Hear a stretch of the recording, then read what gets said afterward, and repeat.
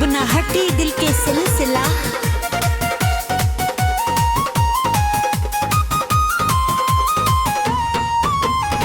जब से देखनी तोहरा के मनवा बाटल बा, तोहरे मुस्कान से दिलवा चमकल बा।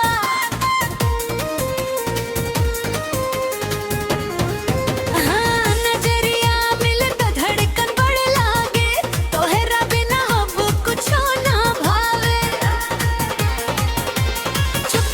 चुपके तोहरा के निहरेनी, दिल के बात दिल में रख ले बानी। रात दिन बस तोहरे ख्याल में, तरर के रंग में रंग ले बानी। तोहरा से लागल बा दिल हो राजा, तोहरा बिना लागे ना मन हो राजा। तू ही सपना तू ही अरमान बा, तोहरे प्यार में बसल जहान बा। तोहरा से लागल बा दिल हो राजा, अब तू ही हमार पहचान बा।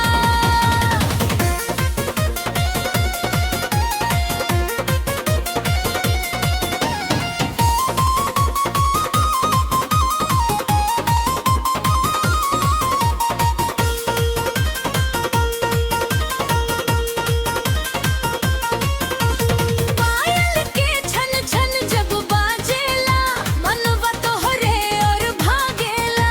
तोहरी बोली मिसरी से मीठ लागे, सुनते ही दिलवा मुस्काए लागे। चांदनी रात में तोहरा के सोचेली, दिल के दरवाजा धीरे से खोलेली। एक बेर तू कहना अपना बना के, सगरी दुनिया देव तोहरा पे लुटाएंगे। तोहरा से लागल बा दिल हो राजा, तोहरा बिना लागे ना मन हो राजा। तू ही सपना तू ही अरमान बा, तोहरे प्यार में बसल जहान बा। ए राजा हाथवा पकड़ के चली, हाँ जीवन भर साथ निभाई। हाँ, सुख होखे चाहे दुख के घड़ी, कबू ना हमसे दूर जाई। हाँ, तोहरा नाम के मेहंदी रचेब, प्यार के दीपक रोज जरेब। जन्म जन्म के नाता बना के, तोहर संग जिंदगी बिताएब।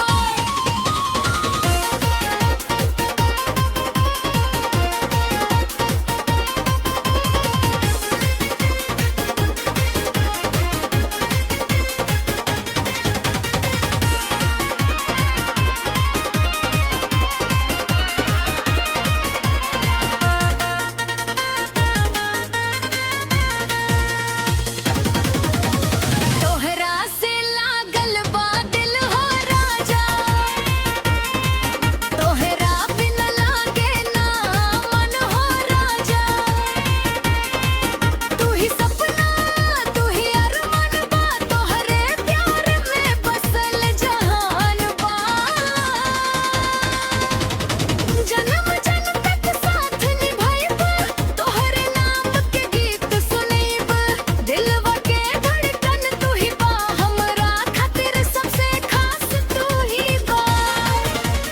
तोहरा से लागल बा दिल, अब न टूटे ई प्यार के डोर।